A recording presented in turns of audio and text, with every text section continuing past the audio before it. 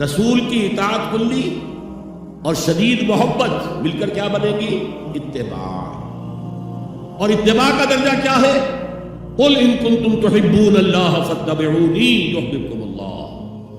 اے نبی ان سے کہہ دیجئے اگر تم اللہ سے محبت کرتے ہو تو میرا اتباع کرو، میری پیروی کرو، میرے نقش قدم پر چلو. اب آپ سوچئے اگر ہم کاروبار کر رہے ہیں، فرض کیجئے کوئی شخص 100% دیانتداری سے کام کر رہا ہے، کوئی شخص سود کے اندر براہ راست ملوث نہیں ہے، نماز پڑھتا ہے، روزہ رکھتا ہے، لیکن یہ اتباع نہیں کر رہا جو حضور نے جو کام کیا تھا کہ غلط نظام، طاغوتی نظام کو جڑ سے اکھاڑ کر پھینکا جائے اور اللہ کا دیا ہوا دین حق قائم کیا جائے، تو اتباع میں کیا حصہ ہے؟ کوئی نہیں. ایک سوال آپ سے کرتا ہوں، حضور نے وحی کے آغاز کے بعد کوئی کاروبار کیا؟ جی،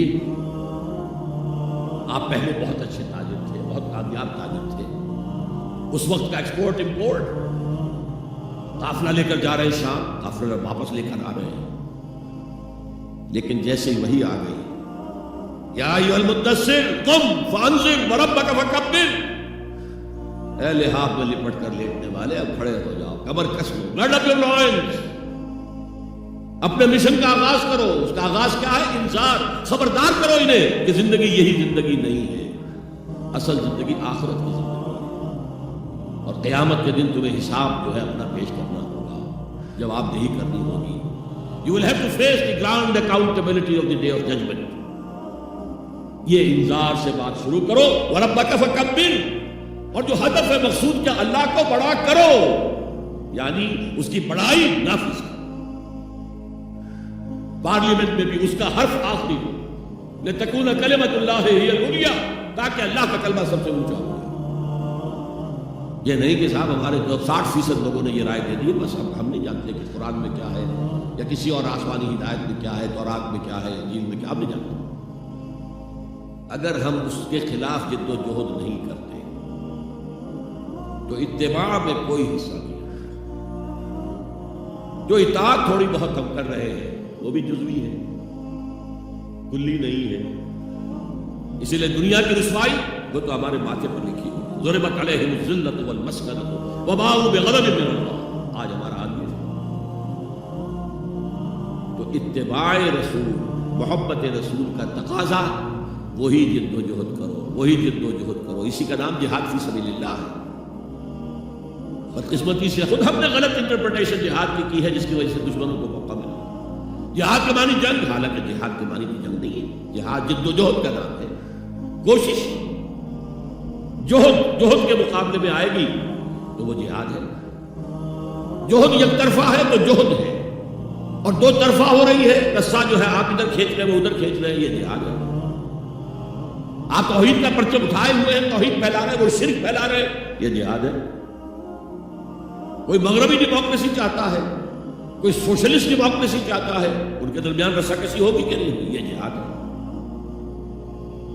قتال تو جہاد کی 9 منزلہ عمارت میں جا کے 9ویں منزل پر قتال فی سبیل اللہ، اور یہ دونوں قرآن کی اصطلاحات ہیں. ہم نے جہاد کو بھی جنگ بنا دیا، تو پھر تو اب ہر شخص کو قرآن میں جنگ ہی جنگ نظر آئے گی. جہاں جہاد کا لفظ آیا جنگ، جہاں جہاد کا لفظ آیا جنگ. اسی سے تو ان کو موقع مل گیا. اے نبی، آپ ان کافروں کی باتیں نہ سنیں، نہ ان کے باتوں میں آئیں، چاہے وہ صاف انکار کر رہے ہو، چاہے وہ کوئی مصالحت چاہتے ہیں کہ محمد کچھ تربی دکھاؤ، کچھ ہماری مانو، کچھ اپنی منوا لو. یا تم نے جو کل پیدا کر دی ہے، گھر گھر لڑائی ہو رہی ہے، اولاد ماں باپ سے جدا ہو گئی، بہن بھائی سے جدا ہو گیا، شوہر بیوی سے جدا، بیوی شوہر سے جدا. جو کہتے ہیں کہ a house divided amongst itself can not stand, ہمارا تو تم نے قبائلی جو ہمارا روب تھا وہ ختم کر دیا دنیا میں.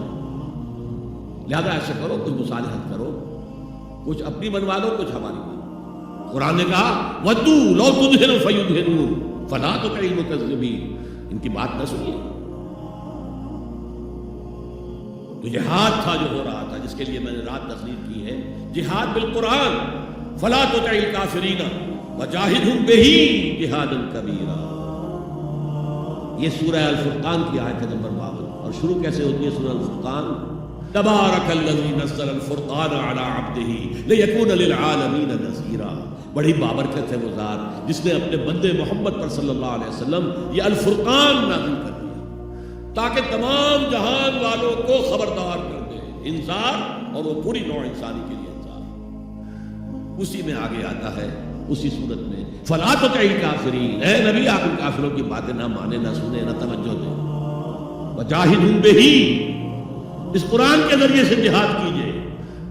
12 برس مکے میں قرآن کے ذریعے سے جہاد کرو.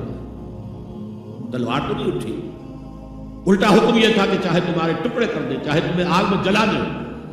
You don't have to raise hands even in self defense.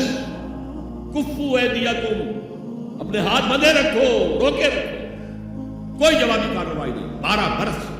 This was the order of the day. یہ جہاد بالقرآن، اس جہاد بالقرآن کے ذریعے سے لوگوں کو کھینچا گیا، پھر بیٹھ لے کر اسے ان کو منظم جماعت بنایا گیا، پھر ان کا تزکیہ کیا گیا. تزکیہ کس بات کا؟